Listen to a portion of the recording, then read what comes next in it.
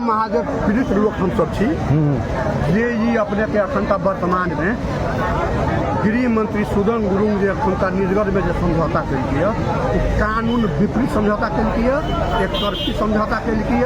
समझौता कह के मतलब त्रिपक्षीय समझौता पीड़ित दूगो जो है दोनों पीड़ित ऋणी पीड़ित साहु महाजन पीड़ित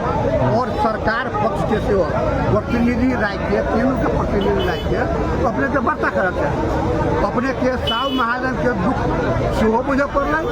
पीड़ित पक्ष के दुख ऋणी के सेहो बुझे पड़ल और नेतृत्व सरकार के रही के अपने के वार्ता कर पड़े लेकिन साहु महाजन पीड़ित पक्ष के नहीं कोनो राय विचार लके नहीं कोनो बात विचार लके अपने के एक तरफी ऋणी पीड़ित पक्ष के बात सुन के जो न बुंदे जो समझौता कहने है वो समझौता एकदम कानून विपरीत है एक तरफी समझौता है वो समझौता बदर हो और त्रिपक्षीय वार्ता भके माने समझौता हो तो के लागे अपने के कि साहु महाजन पीड़ित संघर्ष समिति आई के बैठक चलिए बैठक द्वारा अपने के आंदोलन के निम्न माने मिट्टी में आंदोलन कार्यक्रम रखल की